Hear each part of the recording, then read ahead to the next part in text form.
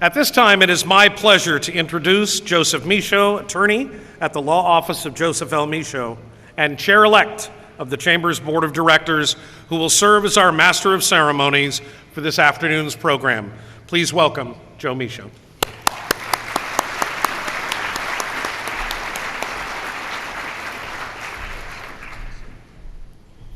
Thank you, Rick.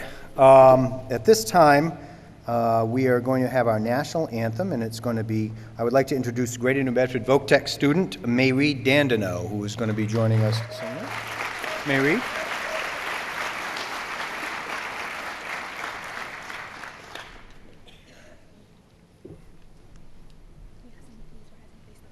You all please rise and face the flag, please. Oh, say, can you see by the dawn's early light what so proudly we hailed at the twilight's last gleaming, whose broad stripes and bright stars through the perilous fight o'er the ramparts we watched were so gallantly streaming, and the rocket's red glare, the bombs bursting in air, gave proof through the night that our flag was still there. Oh, say does that star-spangled banner yet wave o'er the land of the free and the home of the brave? I sung it for the last 4 years, so it's a pleasure singing it for my final year. Thank you. Thank you. That was wonderful. If you could remain standing for just a moment, and please join me in a moment of silence as we remember our servicemen and women for their dedication and enduring service to our country, and also that we may recognize the victims and families of the recent terror tragedy in Brussels.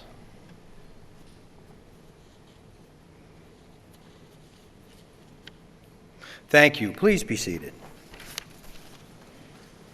I'd like to take a moment now to point out that we're being joined today by radio stations WJFD and WBSM, who are here today and will be conducting a live broadcast of the Mayor's Address starting at 1 o'clock. So we'll move our portion of this along so we hopefully don't miss that. New Bedford Cable Access TV is also here as well, and they will be recording and airing this program throughout the week. So if you can't catch it today, I'm sure you'll be able to catch it at numerous times during the week as they continue to do that. In addition, South Coast Media Group and the Standard Times are here, and they are also covering the Mayor's Address, and you'll be able to read about their coverage in their upcoming publications. We are also pleased to have many numerous local officials, elected officials that have joined us today, and if I could ask that they, when I announce them, if they could briefly stand, and if we can just hold our applause, and we'll applaud them all when I complete their introductions. Representing our local legislative delegation, we have State Representative Antonio Cabral, who's with us today. From the District Attorney's Office, District Attorney Thomas Quinn is with us as well. From the New Bedford City Council, we have Councilors Linda Morad, Deborah Coelho, Naomi Carney, Dana Ribeiro, Kerry Winterson, Brian Gomes, Steve Martins, Joseph Lopes, Henry Bousquet, Jim Oliveira, and Ian Abreu. It's nice to see a complete delegation with us today. From the New Bedford School Committee, we have Bruce Oliveira, Josh Amaral, and Jack Livermento are with us as well today. Thank you for coming. And the New Bedford Board of Assessors, Kim Saunders, is here with us as well. And also we have UMass Chancellor Jerry Kavanaugh, who has joined us today as well. And I apologize if I've missed anyone. We had a lot of folks coming and going, but if so, just let me know afterwards and I'll shrug my shoulders and apologize again.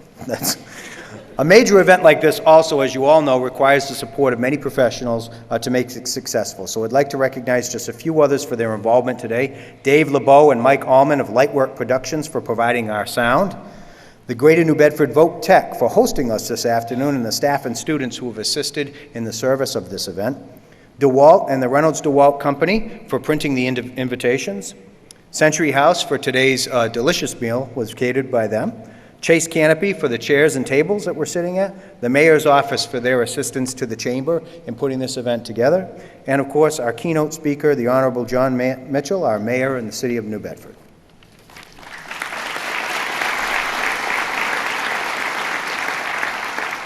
So for purposes of introduction of the Mayor, I would like to ask Carlos D'Acunha if he would join me at the podium. You may remember Carlos from earlier in our program. Thank you. Thank you, Joe. Again, I'm honored that the Chamber has asked us one more time to participate in the annual State of the City Address luncheon. Webster Bank is privileged to be part of this vibrant community and to have a strong working relationship with the City of New Bedford. Now in his third term as mayor of the City of New Bedford, John Mitchell continues to press forward on a range of issues that matter most to those of us who live and work in New Bedford and the surrounding communities. From the start, his approach to governing New Bedford has been to confront every challenge head-on and to seize each opportunity with energy and optimism. Mayor Mitchell's leadership strategy builds on the unique assets of New Bedford, assets so many other American cities can only dream of, including a dynamic industrial and recreational port, a growing downtown business district, a vibrant cultural scene, an amazing history, and a proud population with a strong sense of community. Mayor Mitchell and his team have been working diligently to address what really matters to city residents: restoring confidence in the school system, operating a more efficient and effective city government, improving the quality of life in our city neighborhoods, and encouraging economic investment and job growth. So today, we look forward to his report on where our city stands and to hear his vision for its future. On behalf of the Chamber of Commerce, please join me in welcoming New Bedford Mayor John Mitchell to deliver his fourth State of the City address. John?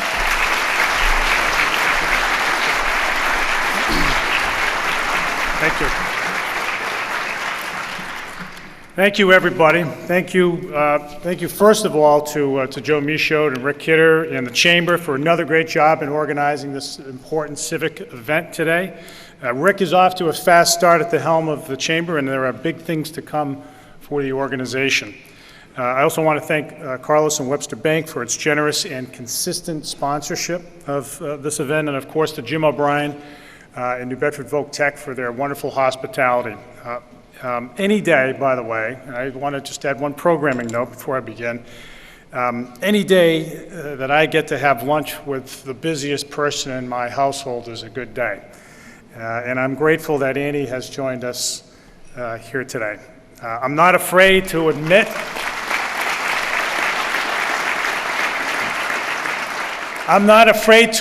that I married up.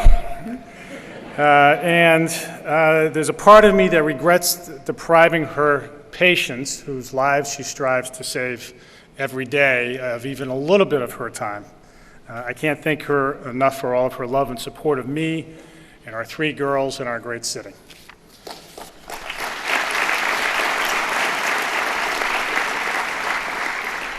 Today, thanks to the hard work of the residents, employees, and supporters of New Bedford, there is much progress to report.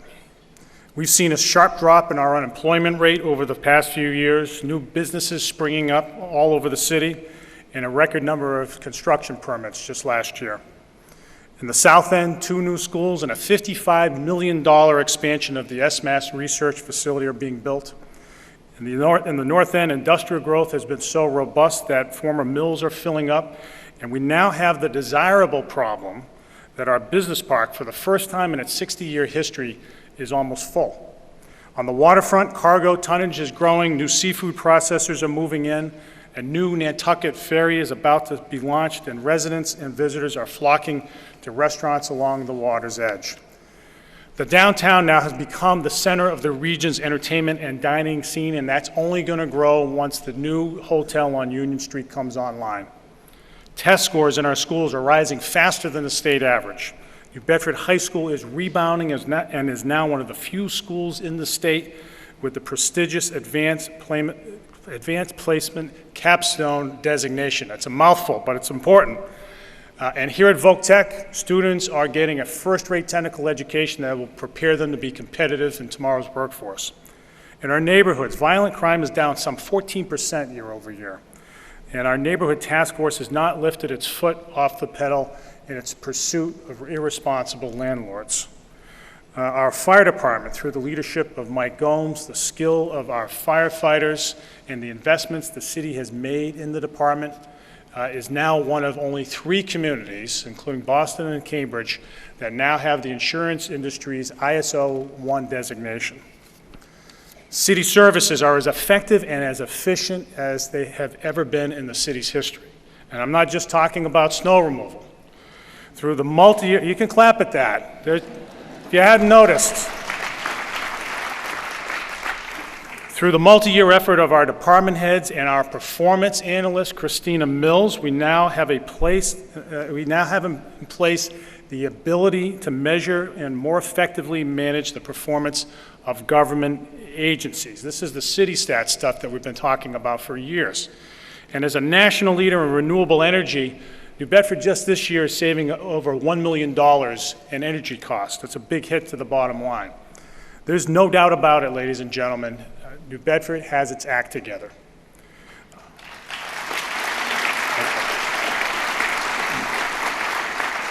Now, I'm not suggesting by any of this that it's time for a victory lap.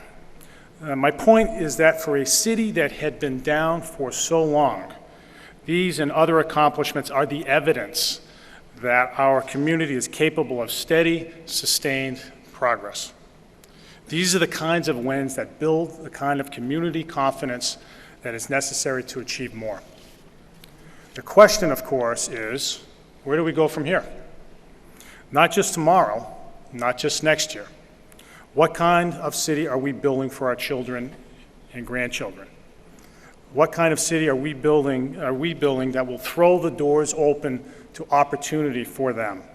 What do we need to do to make them proud of their city? There's no one-size-fits-all approach to urban revitalization. Cities are complex and different, but successful cities have this one thing in common. They don't sit back and passively hope for good things to happen to them. They make things happen. They initiate the action. Others are not going to rain assistance down upon us, nor would that change matters. You could start running trains from here to Boston tomorrow and we'd still be facing the same set of challenges. The state could give us more aid and the federal government could expand grant programs, and we still would have to chart our own course. The state and federal governments are our partners. They are not saviors. We in New Bedford have to be responsible for our own future. So what will it take for New Bedford to thrive in the world, in a competitive world in the long run? I believe that there are 3 pillars on which our future success rests. The first is that we must continue to strengthen New Bedford's capacity to govern itself. That means that local government has to be able to anticipate, confront, and effectively solve the collective challenges the city faces at any given time. It is incumbent upon us to help future elected leaders do their job well. Making sure those leaders have the resources that to make government run is a big part of it. Cities and even countries sow the seeds of decline when they start making short-sighted budget decisions. Water problems in Flint, Michigan, just to take a current example, have their origins in part from a failure of municipal government to make prudent investments in its water system over many years. And there are plenty of other examples. We in New Bedford have been living through a period of tight finances in part because of poor decisions or neglect in the past. There are hundreds of millions of dollars in deferred maintenance, still more unfunded retiree liabilities, and not enough money for our schools and for basic services. Now, there's no cure for insomnia better than a discussion of municipal budgeting, and I'm going to spare you that. But it is enough to say that although money remains tight, we have been digging ourselves out. Sacrifices have been made along the way for sure. Certain city departments have been cut to the point where their ability to function has been compromised, and taxpayers have been imposed upon. Unfortunately, these sacrifices have been made and more need to be made because more modest sacrifices weren't made in the past. The good news is that under the skillful guidance of our CFO, Ari Skye, New Bedford's fiscal outlook is growing more stable.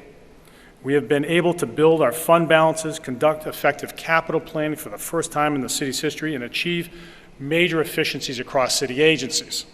There is good reason why we have secured the highest bond rating in the city's history and why taxpayers should be confident that their funds are being carefully spent. The goal is to get the city on a steadier course still. Together we're making the right moves, but it takes time and may require even more sacrifices. But when it comes to finances, we are clearly on a more healthier and more sustainable path that will lead to a stronger city government and an easier burden on taxpayers in the long run. Strengthening New Bedford's ability to govern effectively also requires a government structure that is suited to the city's needs in the future. And there's a lot of tinkering that can be done to the structure of government, but the single biggest institutional impediment to effective governing in this city is the 2-year mayoral term. It places intense pressure on the occupant of the office of mayor to cut corners for political expediency, chills risk-taking, displaces long hours of governing with long hours of campaigning, and discourages talented people from running for the office. It is archaic, and it is a millstone on the city's progress, and it is about time that we do away with it.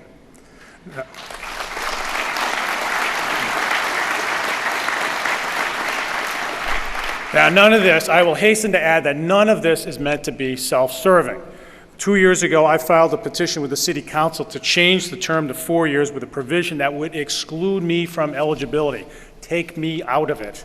I will be resubmitting that ordinance again, and I appreciate the openness to it expressed by City Council President Linda Morad and other councilors. When it comes to improving the city's long-term prospects, this one's a no-brainer, and we need to get it done. What is less straightforward, but what is just as important, is the need to get qualified people into government. Attracting talent is critical to any organization, as all of you business people know, and city government is no exception. As mayor, I have been blessed with a first-rate team, and it's been that way partly because we've committed from the start to hiring people based on the merits and not on political connections. Most folks in senior leadership positions in government, here and elsewhere, are willing to take less pay than they would in the private sector, to a point. Lately, we've had difficulty filling certain leadership positions because our salaries are well below the going rate for similar positions elsewhere. To attract and retain qualified managers and to have the effective government that our residents deserve, we need to offer fair and competitive salaries, and we can do it with a relatively minimal impact on our budget. At the same time, we need to acknowledge that during this current period of fiscal austerity, the lowest paid employees in city government have not seen their wages increase in real terms. We must see to it that they get a fair shake. We must commit now, as the city gets on firmer financial footing, to a long-term goal of paying a living wage to the employees at the bottom of the pay scale. The second pillar of success in the long run is our making the most of the city's assets. Fortunately, New Bedford has more cards to play than most. As you've heard me emphasize so many times before, the highest card in our deck is our waterfront. Here's one explanation of why our coastline is so important. On a sunny day last fall, I was walking along the Harbor Walk, the newly completed Harbor Walk, with one of my daughters when I was approached by a retired city employee who came up to me and said, "Mayor, I really love this Harbor Walk. I am so glad that the city has this. And so I said, well, what do you like most about it? And he said, well, I don't live too far away from here, just walking distance. And then pointing to the ocean, he said, and just because it's so beautiful. Just because it's so beautiful. That, in a nutshell, is why it matters. The people of New Bedford deserve to have something as beautiful as that, as much as any city in America, no matter how wealthy. Great neighborhoods have great public spaces, and the most attractive public places are those near the water. That's why we built the Harbor Walk, and that's why we're not stopping there. Through the determination of DPI Commissioner Ron LaBelle and his team, I am pleased to report that we have designed and secured the permitting for the Cove Walk on the Clark's Cove side of the hurricane barrier. It is shovel-ready, and we are relentlessly pursuing funding for it from the state. And I want, in this regard, to thank Senator Montigny and Representative Cabral for their supportive phone calls, as well as the open ear of State Transportation Secretary Stephanie Pollack about our funding pitch. At the same time, we are moving ahead with the Riverwalk along the Acushnet River in the north end. Although this will take time because it is proceeding side by side with the EPA cleanup in the Upper Harbor, and we completed the design with ample community input, and it looks fantastic. And the project is moving ahead steadily thanks in part to the hard work of our environmental steward, Michelle Paul, and the cooperative approach of the Environmental Protection Agency. Our goal in all of this is a very ambitious one, but a very doable one. And that's to ring the city with a system of waterside trails that will enrich the quality of life of our neighborhoods from north end to south end, raise property values, and draw visitors into the city. New Bedford will be known as a place that has unique and extensive waterfront amenities. To quote a certain presidential candidate, it's going to be huge.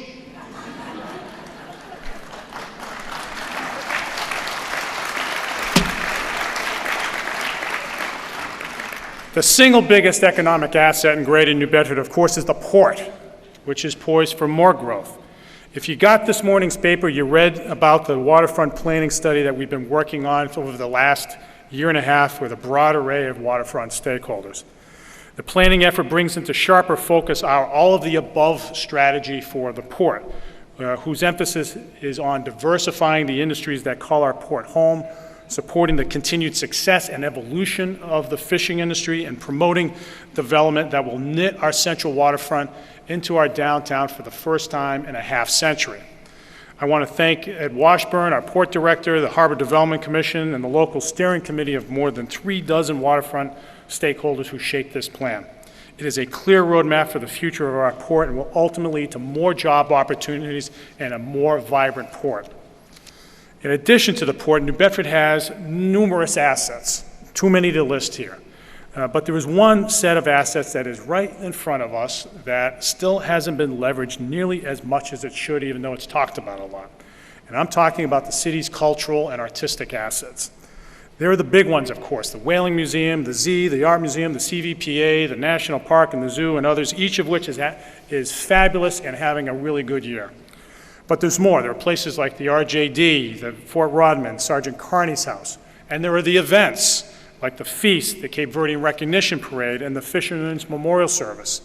And then, of course, there's the growing arts community that gets more and more national attention all the time. And when you get right down to it, there's our story, our very rich story, as the center of the whaling, cotton textile, and fishing industries in successive chapters in a city that is as diverse culturally as any in America. We need to accentuate all of this. Reestablishing the Office of Marketing and Tourism 3 years ago was a significant first step. And New Bedford has no more passionate champion than our tourism director, Dagny Ashley, whose work has driven our growing tourism numbers. It's time, in my view, to take it a step further. In the coming weeks, I will present a proposal to create a dedicated fund for the promotion of the cultural and artistic assets of the city that will be funded by the receipts of the city's hotel tax. With a new hotel in the pipeline, we will amplify our promotion efforts. We need for the world to hear our rich story, and we need to be known as a creative place.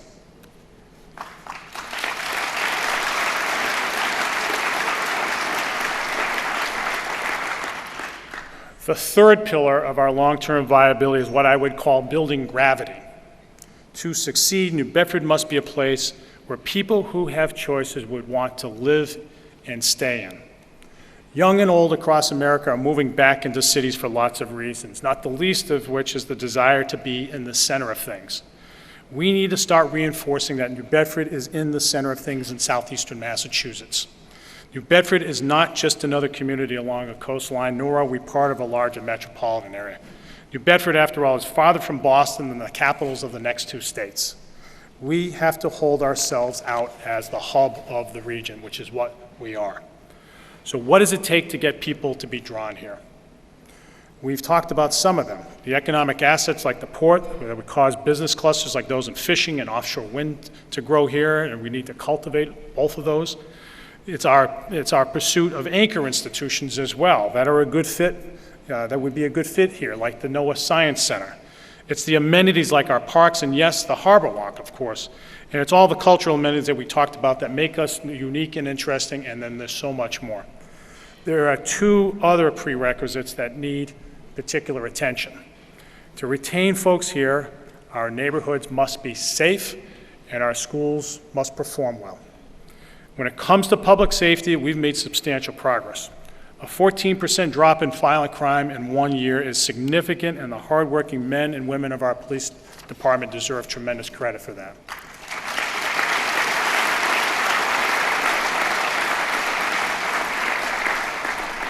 While most of our neighborhoods are safe, certain ones are not safe enough, and that should bother all of us. It certainly bothers me. And what we need right now are not the gimmicks and sound bites that too often pass for public safety initiatives in other cities. Rather, we need substantial and substantive measures that will yield sustainable improvements in the public safety of our neighborhoods. And the next month, we will hire a new police chief to fill the shoes of the late David Preventure, who established a foundation of professionalism in the department that we can build on.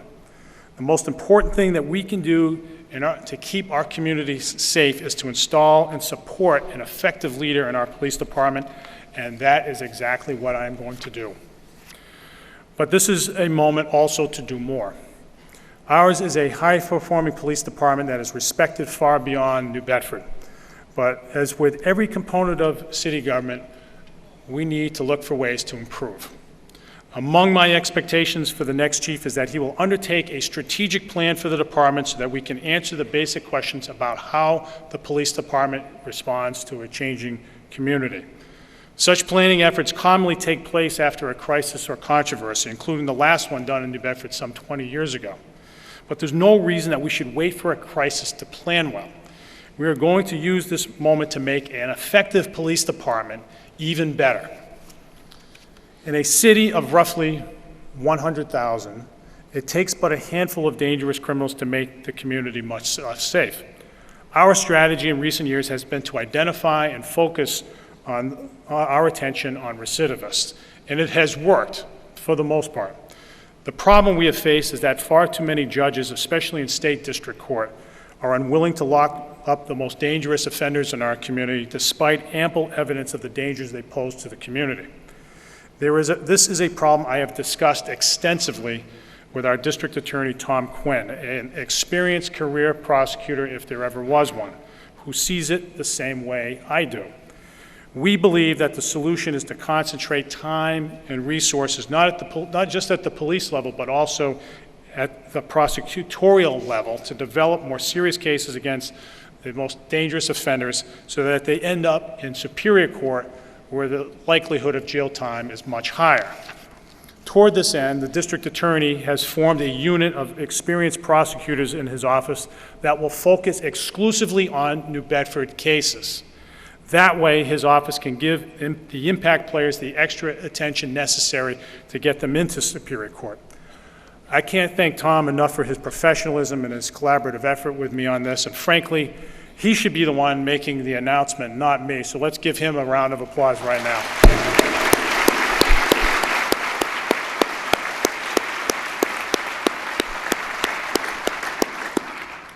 Getting dangerous people off the streets is part of the equation to make our neighborhoods safer. But we also have to get at the roots of crime, the basic causes of why people engage in dangerous behavior. And we've made a lot of progress in the last few years on the so-called broken window causes of crime, such as graffiti and trash, and we certainly won't let up on that. But the most persistent driver of crime in this city and others across the Northeast is opiate dependency. The news continues to pour in that the entire state is facing a public health and safety problem like none before. Just yesterday, we learned that the state's hospitals saw a 200% increase in heroin-related admissions from 2007 to 2014. Together with our partners at South Coast Healthcare and others, we will continue to invest in the task force our health director, Brenda Weiss, is ably leading to get addicts into the treatment that they need. And we will strive to get their lives back on track before they have to resort to criminal conduct. But safety alone is not enough to make a city attractive. It must offer pathways to opportunity, and more than anything else, that means that the city has to be a place where a child can get a really good education. In this area, of course, we have been doing some heavy lifting. 4 years ago, we were on the brink of state takeover, and since then, the school department has laid a foundation for true reform and renewal. And objective measures of improvements have been appearing on the scoreboard already. The dropout rate, for instance, has fallen to the lowest point in 15 years. This is something that was a persistent challenge for many, many years in the city, and we've moved the needle on it. Student test scores grew faster than the state average, which is a remarkable feat given the demographics of our city. The superintendent, her team, teachers, and the school committee deserve tremendous credit for getting all of this done. But there's still much work to do. As the district moves forward, it can't lose sight of the building blocks of reform. Successful school systems have a culture of respect and high standards of personal conduct where student safety is not even an issue. A positive school climate is a fundamental prerequisite to educational attainment. We all know that. All the other improvements that are underway in the school system, more rigorous instruction, expanded learning time, new technological tools, and so forth, lots of steps that have been put in place, won't be effective if classrooms are not orderly and focused on learning. The news of disruptive student behavior, or worse, at Keith Middle School is very troubling. The problem is real, and it reflects poorly not just on Keith, but the entire school district. But more importantly, discipline problems should be in the rearview mirror by now, at this point in the reform effort. When it comes to discipline, the school administration and none of us in the community must keep our eye on the ball. This is a solvable problem. And I say to parents out there that the school committee expects it to be fixed. Your children will get the education they deserve and the environment they deserve.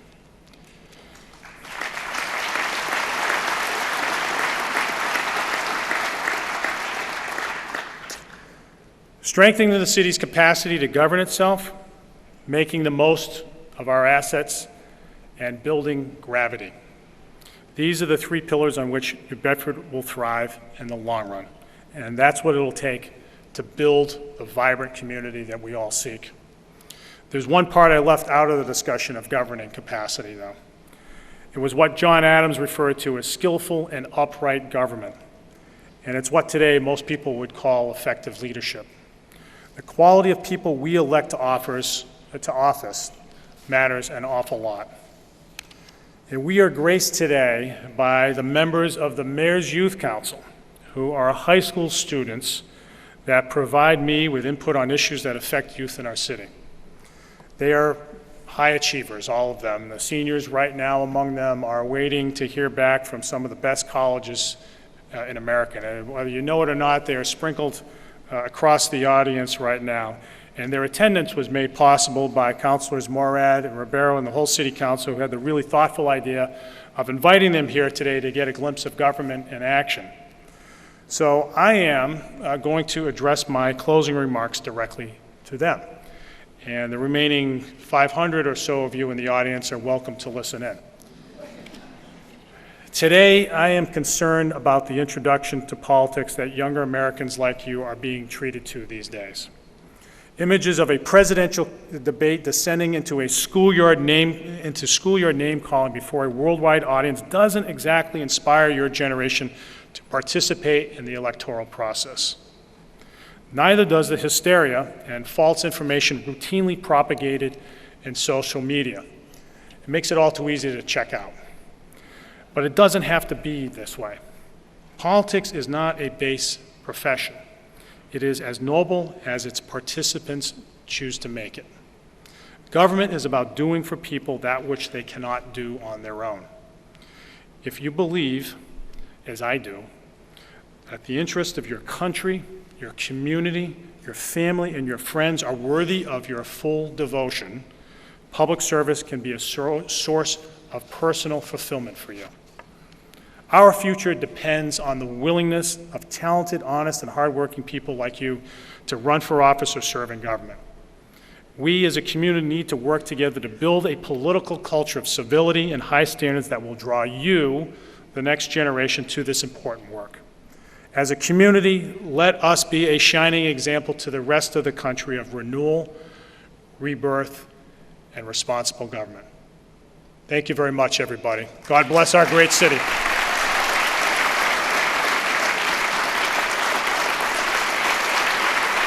Thank you.